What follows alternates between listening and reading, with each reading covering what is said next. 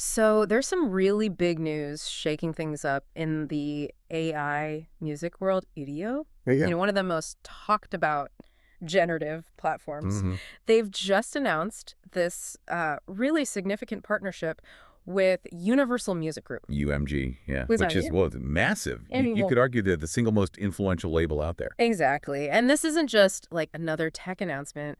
Feels more foundational, doesn't it? Like they're trying to actually define how AI and music work together, ethically, economically, the whole thing. Okay, let's unpack this. We've been looking through the source materials, the announcements.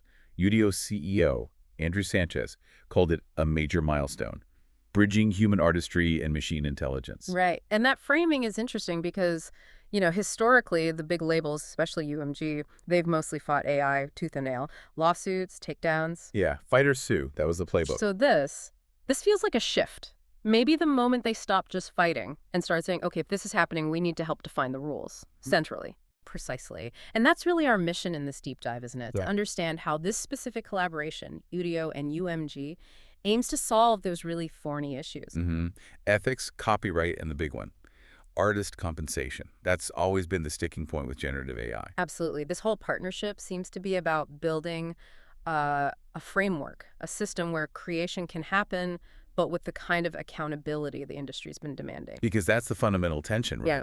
On one hand, you, the creator, maybe just a fan, you love the power these AI tools give you, generating new music ideas. It's incredibly compelling tech. But on the other hand, artists and labels are, quite rightly, deeply concerned about their work, their voices, their IP, being used to train these models without any say or any payment. So Udio and UMG are basically saying, we have the solution. This alliance fixes that. Well, that's the claim.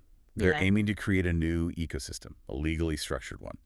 And looking at the sources, it seems built on three core ideas, three main objectives. Yeah. First one, and they frame this as absolutely non-negotiable, artist control. Meaning what exactly? Granular control. Yeah, granular creative control over how their specific voice, their likeness, even their unique musical style gets used in anything generated by the AI. So if an artist signs on to this, they set the rules for their own assets. That's the idea. No more sort of rogue AI mimicking a famous singer's voice without permission. Instead, it becomes an authorized, licensed asset managed by the artist. Okay, that sounds good conceptually. But, UMG is a giant corporation.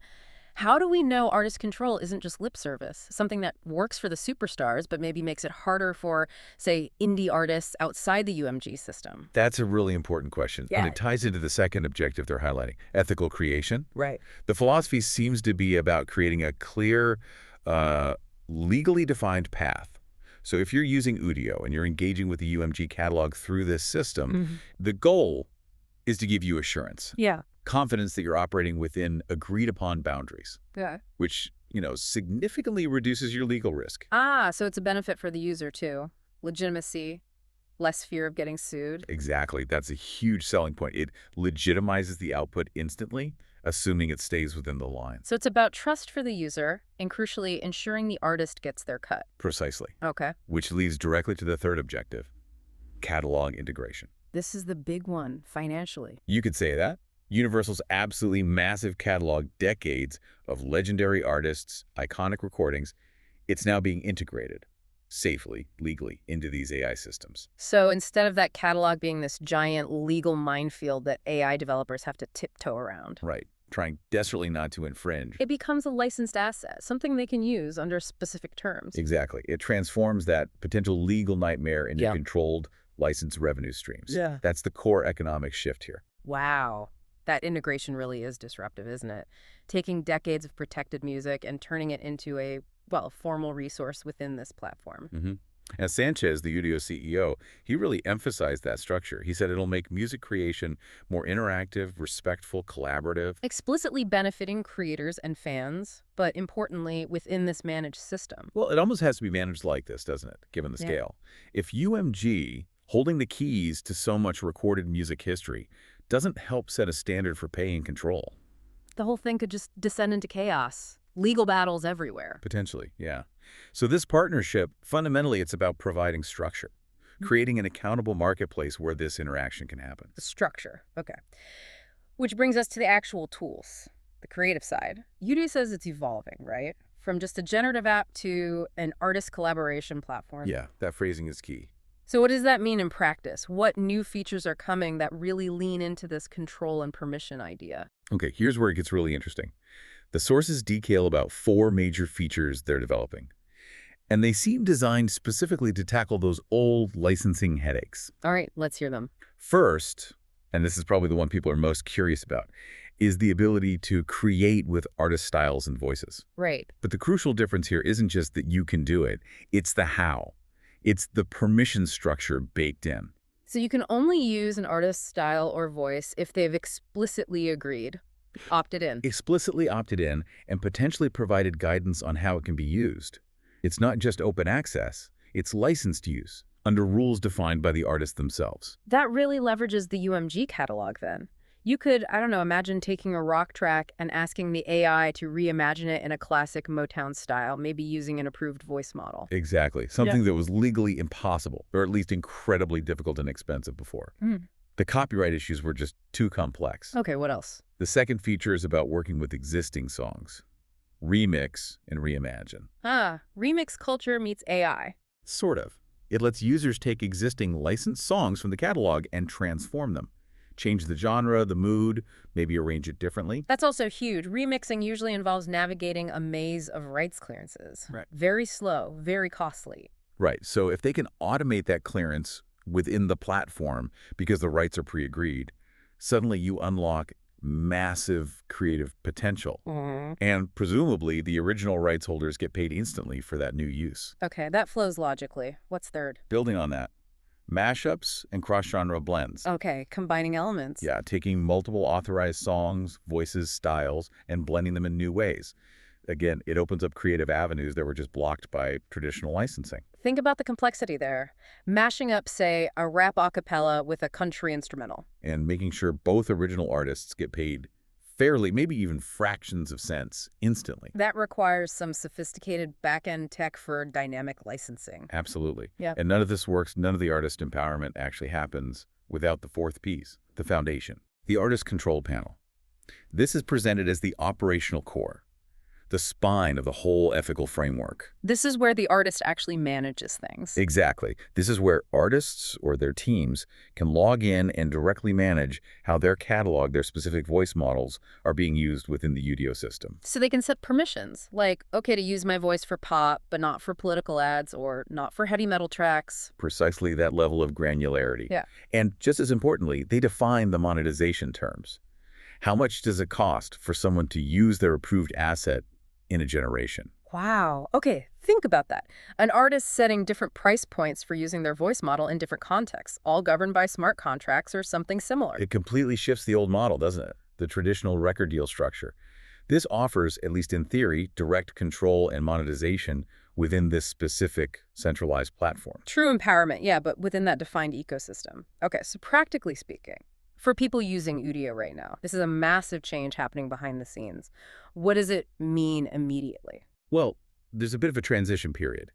To get this all set up correctly, the secure system, the legal integration of the UMG catalog. The sources say that downloads from Udio are temporarily switched off. Okay, so you can generate but not download the files for now. Seems that way. Yeah. They're saying it's necessary to ensure everything is compliant and artist rights are protected from day one of the new system. A clean break. Makes sense. But are they doing anything for the users, the subscribers who are waiting? Yes, they are. They seem very aware of needing to keep the community happy during this pause. Paying subscribers are getting quite a few perks. Like what? An extra 1,200 monthly credits, plus a one-time drop of 1,000 bonus credits that don't expire. Okay, that's pretty generous. And for the pro users, they're bumping up the limit on simultaneous creations, up to 10 songs at once. So basically, stocking people up with credits and capacity so they're ready when the full system, with downloads, comes back online. Right, trying to smooth over the transition, making sure the user base feels valued and is primed for this new, more structured platform. Definitely seems to be the strategy. And, you know, while this Udio UMG deal represents this really big, centralized corporate approach to AI and music, it's worth just briefly mentioning another collaboration noted in the sources. Something different, focused more on human collaboration. Okay, what's that? It's called the Mastermind BJ's Global Compilation. It involves mastermind DJs, brilliant lab productions, and king-sire instrumentals. No. Totally separate from the Udio thing. Gotcha. And what's the angle there? It's focused on artists, DJs, and producers collaborating globally, finding emerging talent, co-creating music, but purely human to human. Interesting contrast. So highlighting the role of the DJ not just as a selector, but as a discoverer, a producer. Exactly. Working directly with artists, kind of like the organic roots of hip-hop. DJs and MCs building tracks together. Very decentralized, very human. Yeah, that's a different model entirely. And it covers all sorts of genres: hip-hop, dancehall, R&B, EDM, pop, rock, you name it. And importantly, it ensures the DJs get proper producer credits and recognition. That's often a sticking point in collaborations too, isn't it? Proper credit. Absolutely. The sources actually call this project the next era of collaborative global music culture. It's a good reminder that even outside of AI, figuring out fair collaboration, credit, and compensation, those are still ongoing challenges, especially in a decentralized way. So it's fascinating, really. You've got Udio and UMG building this highly structured, centralized, financially accountable system for machine collaboration. With clear rules, hopefully. And then you have efforts like the Mastermind Project focusing on reinforcing the value and mechanics of human collaboration, making sure credit flows correctly in a more peer-to-peer way. Two different approaches to creation in the modern music landscape. So what does this all mean when you put it all together? Well, I think the key takeaway from the Udio and UMG news is that it's a major attempt to provide the definitive, centralized answer, at least the answer favored by a huge rights holder. An answer to how human creativity and AI tech can coexist, specifically around the legal stuff and getting paid. Exactly. This partnership is setting a standard, a corporate standard, yes, but a standard nonetheless, for how AI interacts with the mainstream music industry. Promoting legal generation, ethical use. Guaranteed compensation, ideally, through that control panel. And keeping creative control with the artists if they opt into this specific system and its terms. Right. It really shows Udio moving fully into that artist collaboration platform identity, trying to bring the tech, the art, and the business side together in one centrally managed, accountable place. Okay. And that raises a really interesting final thought, building on that tension we talked about. A question, maybe, for you, the listener, to chew on. If UMG and Udio are successfully establishing these rules, this standard for legal, ethical AI use within their controlled system using the major label catalog, what does that mean for everyone else? You mean for the independent artists, the small developers? Yeah. People who want to experiment with AI outside that big corporate structure? Yeah. What creative freedom is left for them? What challenges do they face now? Does ethical AI have to be centralized like this to work? Or can we still figure out decentralized ways to create fairly legally, maybe more freely? Centralized compliance versus decentralized creativity. That really is the big question hanging over all of this, isn't it? It certainly is. Something we'll definitely be keeping a close eye on.